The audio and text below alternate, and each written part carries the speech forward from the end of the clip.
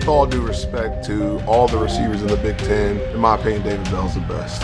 He is the most competitive young man that has ever stepped foot on this field for me. Going for Bell, and Bell caught it inside the 10. The 2022 NFL Draft. You know the results. Now go behind the game with David Bell. And another goal you had was to get drafted and play in the National Football League. You check and check. Talk about what the draft process was like. Like the whole thing, or just that day?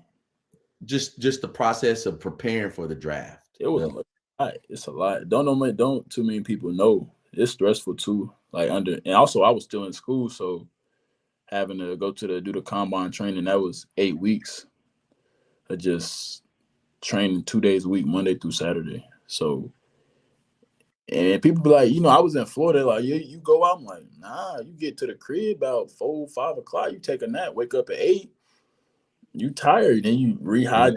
You got to answer calls from scouts and talk to your agent. You got to do a lot of trading card deals. So it's a lot, man. And then also for me, I had school, so it was definitely a big test. And then the combine, that was stressful too. Like understanding that millions of dollars is put on a race against the clock. How do you feel about that? Because as far as I'm concerned, measurables are just that. They're numbers.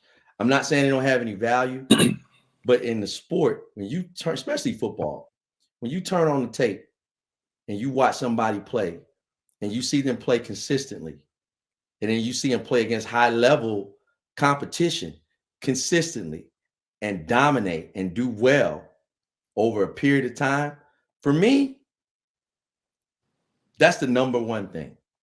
But I'm not an NFL GM. I'm not the number one director player personnel. Yeah. But I've always felt like either you can play or you can't play. So, your numbers weren't what you may have wanted them to be in the combine. And I would always say the dude can flat out play football. And every team that passed on him, I said, he gonna make them pay. Nah, he gonna make them pay.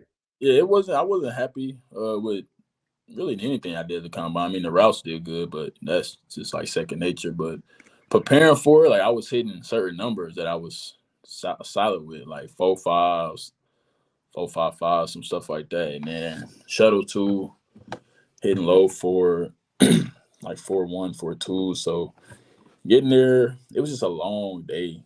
It's a long. We got there on Monday, but we didn't perform until Thursday. So you got medical meetings from 8 to 11. Then the next day, what were the meetings like? Who were you meeting with? So the first day, if you was like a top receiver prospect, you had to meet with you had like formal meetings. So you'll meet with the GM, position coach, head coach, offensive coordinator, and whoever else they may have in there. And they basically ask you questions. They give you a few plays, give you a few formations. Then you go over your plays. They ask you what's going on, what defenses is, why did y'all run this play against them, what was you thinking on this play? And then at the end of it, they be like, all right, tell me that play that I told you earlier in there. And then that was easy. I mean, because going through that preparation, when I was down in Florida, they told us that was going to happen. So already in my mind, I'm like, nice. You're not about to trick me. So all my interviews went good. Everybody liked me. That's really why I got drafted by the Browns. Like, talking to them, they said I was one of the best persons to interview with them, understanding and being able to understand like my offense and explain my offense and being able to quickly retain information and spit it back out to them. So that was one of the signs of me ultimately getting drafted to them. And then Wednesday was it wasn't as bad. It was we had like media and stuff like that. And then Thursday was a big day. So we had wake up at 6:30. Had a drug test. And then we got our stuff when to go weigh in, do all the measurements for that. Then we chill for a little bit. It was down at Lucas Soil, and that was just like that was the first time that like fans could be at the combine. So it was crazy. They allow fans there? Yeah, that was the first year. This is the first year they did it. Okay.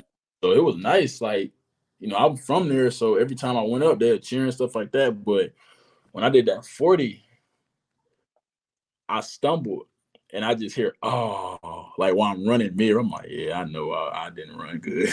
All right. Get to my phone. I called my trainer. He like 4.64. I'm like, all right, get back up there, run it again, 4.65. He like, man, ain't nothing you can do now. So just make sure you go out there and kill those routes. And I think that was just what my mind was like. Okay, let me just show now that I'm the best route runner in the combine. So I'm obviously not the fastest. Like has never been my game, and that's not something that this is not me. You feel me? But I still find ways to get open, and I went out there and showed that I was the best route runner. Showed I can make any catch, run any route, and that's what I just decided to do. He just put the bag behind me. Once the combine went over, it's like a sigh of relief. Like, shoot, it already happened. Like, take it back. Like, I ran what I ran. Right. Like, they're like, you mad? I'm like, yeah, I'm mad, but like, if we Can't do anything about it. You gotta live with it. And then my agent, he was like, yeah, okay, your stock may have dropped. I'm like, maybe it dropped for a reason. Like, so you're gonna be where you're supposed to be when you're supposed to be there. That's how God works. That's why I'm like, okay, I wasn't too tripping. He's like, why you so calm? I'm like, I'm mad, but I ain't finna show it. You feel me? It's just for a reason. So I'm in a good spot now. So I'm chilling. But it's a lot, man. That process was stressful. It was a lot. Then so the was it the House of Athletes? Is that where you did your? Yeah. Now who owns that? Who runs that? Is that Brandon Marshall? Yeah, Brandon Marshall owned it. The trainer was Mo Wells. It was great. Like being in the sun, it was great work. Like food was good. It had us on the diet, supplements. Weight room was good. Like everything was good down there. Like I like. How many guys in the house at a time? My class was like 20, 24, but we split it up in like 4 or 5 groups. So I was training with like 5 people. Okay. Yeah, it was like 5 people. 5 people per group, 4 people per group. And I was with really our receivers. It was 1 DB. So it was me, Chris Olave, Jalen Tolbert, Taysir Mack, Warren Newman, and then John Trey Kirk. Then we had like Vincent Gray from Michigan. So it was some good work out there for sure. Good. Let me ask you this: Where do you think you rank in in this draft, in your opinion, as far as wide receivers are concerned? Number 1. Bam. That's the way you got to be. Yeah, I know I'm the best receiver that was in this draft, but I didn't perform at the combine how I did. I mean, my numbers show that. It's a consistency. And then, like, people say, like, oh, he only did it against Iowa. I'm like, but I'm in the Big Ten. Yeah. The Big Ten. This is not NAIA. SEC, Big Ten, the 2 top. I'm doing it in the Big Ten, though. Like, so, I mean, but yeah, it is what it is. I'm always going to be some naysayers, no matter where you go. I believe I'm the best, though, out of the class. There's definitely some great guys, though. Like, really, the whole Big Ten. We had some people. So it was like every Saturday, we was competing for that award and for Babilunikov. I get on Twitter, I'm seeing Garrett Wilson. Like, they would play before us. So I'm on Twitter, like, let me see what they did. So what I can do to top it. Garrett 10 catches, 134 yards. I'm like, 2 touchdowns. All right, bet. Like, it was just looking like, it's definitely competition. But like, I'm cool with all them though. So it wasn't like no bad blood. Like we all cool. Good. Yeah, we all cool. So let talk about your the draft night. What was that? What was that like? I mean, you hung out with family and friends, and what did your agent tell you that he thought or you were projected to go? And did he say where he thought you or what team you would land with? So going into it, like after pro day, after everything, teams was projecting me third to fourth round. Mm-hmm. So day 2 was second and third. But I'm like, I'm still about to have this party even if I don't get drafted. So I had it at my financial firm. They cater food, had like a little play area for the kids. So it was just good to be around family like during that. But it was stressful. But he didn't say any team. He said Green Bay liked me, Buffalo. Was Cleveland in that mix? Really? No, it wasn't. It was Detroit. And then the so glad you didn't go to Detroit or Chicago. I was praying for you. I was on my knees at night praying. I said, Lord Jesus, I know you got other things to do. Don't let him go to Detroit or Chicago. But yeah, those are the teams. But I mean, when you get that late in the round, you don't really know nothing. Like unless people in that first and second round may, but third through on, like it's kind of just really up in the air. So I'm just sitting there taking pictures. I'm not really watching the draft too much. But I do see like all the receivers getting taken off the board. It just so happened like every time I sit down, like a receiver's taken. Like so. But I was just walking around, just talking to people, taking pictures, just telling my family, just waiting. And then pick like third round was like the pick 94. Like I'm like, dang, I don't think I'm gonna get picked. And then I was chilling with my girl and my mom. We was chilling like the kitchen area. And then I get that call, it say Cleveland, Ohio. Boy, I start crying. Like it was just like butterflies, and I don't know how to explain it, man. It was just crazy. And then they just say, we're going to take you off the board. And everybody started cheering. So, like, it was good. I got picked up right like at midnight type deal. Yeah, it was so where'd you go? What you mean? Oh, you said you got picked right around midnight. I got picked around midnight. So the party started at 8. So we was there 4 hours, 5 hours. I text you right after because I stayed up. I was tired, but I said I'm gonna stay up until this round is done. And when they picked you, I sent you a text, and I'm like, all right, I'm going to bed.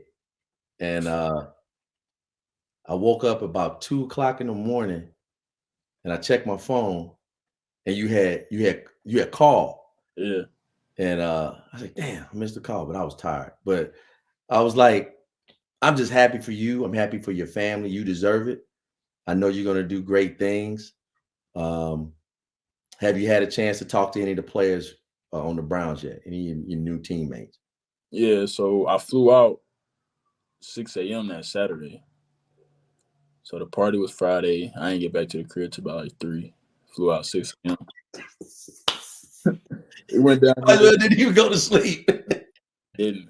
Deshaun Watson reached out to me. He texted me. So yeah, I talked to him, and like that night, I met up with one of the cornerbacks, Greg Newsome. Mm-hmm. Him when he was at Northwestern. So me and him already had a good relationship. I met him, met a few other DBs and receivers. So yeah, I done met a few players so far, but I get back. Wait, man, this is not the old Cleveland Browns. This is a different kind of team. Like you mentioned, Deshaun Watson, that's a dude. I mean, he's one of the best to do it right now. You got Amari Cooper in the room.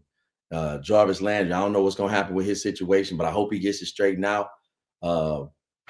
You got some cats, man. Kareem Hunt and Nick Chubb. And hey, I was never a Cleveland Brown fan,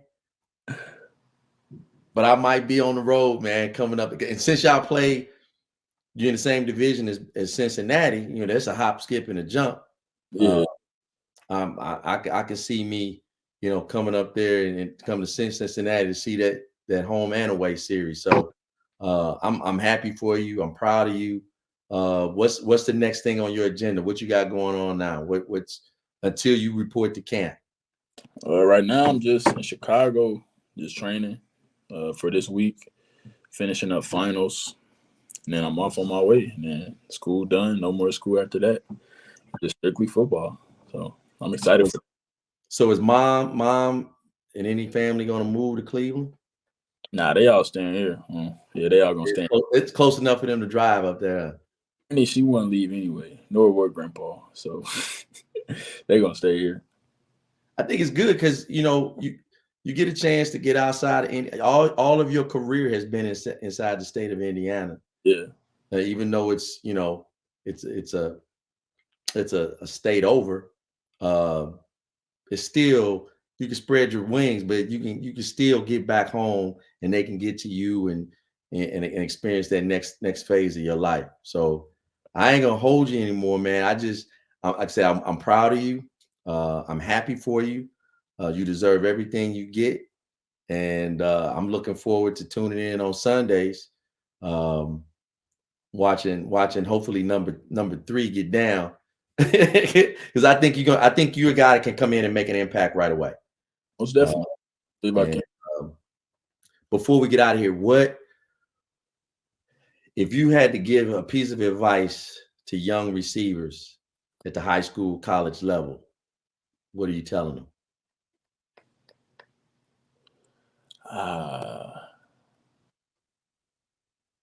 I know you got a wealth of information and a lot that you've done. So, I mean, it's trying to pick one thing might be a little difficult, but you're one of the hardest workers that I know. And I just think, like, it may sound cliche, but just keep working. I mean, and just try to, like, don't try to have the tunnel vision of not trying to ask for help of other receivers. Like, if you see somebody doing something good that you know you need to work on, like, ask them how they doing that and what can you do to, you feel me, do that, add that to your bag. So you can have a lot of tricks in your duffel bag. So when different type of DBs step up against you, you already know what to do. And it's no thinking, it's just repetition because you already practiced it, you already repped it, instead of like, oh, dang, I remember he did that. Let me try this right now. Nah, just ask him how he did it. Ask him what did he do.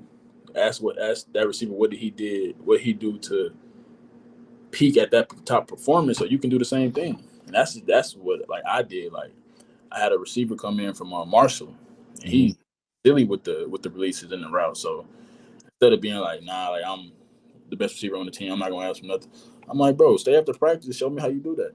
So I was like, with your homies or people you play against, other receivers you play against, like, just ask. Because I mean, I'm sure they're more than willing to just help you, but just make sure you ask questions and just keep working. I know that somebody asked me to ask you, have you had since say your second year at Purdue, let's just take that time frame to now that you're drafted, you're going to play in the national football. Have you had any moments or had a moment where you had people that you can spot from a mile away trying to get into your circles? You remember I used to tell you all the time about keeping your circle really, really small. You start with the family, and if you don't bring anybody else in, that's fine. Keep your family small and your circle small. Have you had any situations where people trying to slither their way into the D-Bell camp? Yeah, I done had a few. You feel me? But it's hard to get in here, no lie. I'll talk. I know. I mean, I talk to you. I keep it respectful, say what's up. But as far as anything else, I don't got nothing for you, bro. But it has been a few people though. But yeah, it's hard to get in there. You know, Mom Duke, she the heavy security guard, so she not. Boy, is she? She not. It's been a good number of people, but I mean, that's just what it is, you know, when you get to that level. So, but yeah, I've been straight. Keep doing what you're doing, man, and keep Mom at the front door. Y'all personalities are really the same, kind of laid back, but she does not play. So as long as you continue to keep that circle, keep it tight, you're gonna be all right, man. And I wish you nothing but success. Love you, bro, and I look forward to seeing what's next in your chapter. Yep, appreciate that, Coach. Appreciate that. All right, man. You take it easy. All right, I'll see you. David Bell, y'all, behind the game. D Bell headed to Chicago. I mean to Cleveland. Cleveland, yeah. Brown. Take it easy.